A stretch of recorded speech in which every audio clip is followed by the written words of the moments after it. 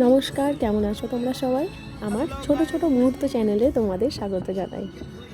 কিছুদিন আগে আমরা ধানবাদ ঘুরতে গিয়েছিলাম বন্ধুরা মিলে, আর বন্ধু বলা চলে বা দাদারা পড়ার ব্যাচের। তো আমরা সেখানেই এই সুন্দর মুহূর্তগুলো ভিডিও করে রেখেছিলাম, যাতে পরে তোমাদের সাথে আমরা শেয়ার করতে পারি।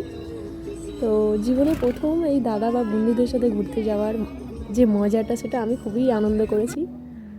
আর সেদিন সকাল সকাল আমরা বেরিয়ে এখানে টিফিনটা সেরে নিয়েছিলাম, যেহেতু অনেকটা পথ যেতে হবে, তারপর লেকটা আমরা দেখতে পাবো। আর এখানে আমরা কচুরি আর ছোলা আলুর তরকারি খাওয়া দাওয়া করে তারপরে ফাইনালি লেকে চলে এসেছি। দেখো কত সুন্দর, ওদিকে পাহাড় আর এদিকে স্বচ্ছ কাঁচের মতন জল, যেটা আমার তো দারুণ লেগেছে। তোমাদের কেমন লাগছে অবশ্যই কমেন্ট করে জানাবে। আর হ্যাঁ, আমার চ্যানেলটা কিন্তু সাবস্ক্রাইব করতে ভুলবে না। তো যাই হোক, তারপরে আমরা এখানে চলে এলাম।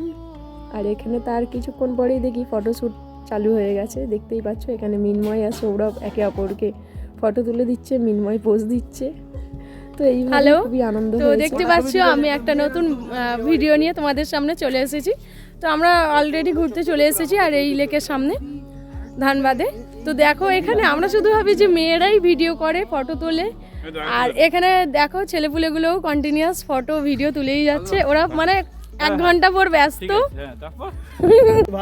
দেখতেই পাচ্ছ এখানে সেলফি তোলা হচ্ছে, আর এই যে এদিকে 2 পাগল কন্টিনিউয়াস সেলফি তুলছে, আর এখানে আরেকজন টমেটো কেচাপ সেলফি তুলছে, আর এদিকে মাস্টার এখানে পোজ দিচ্ছে।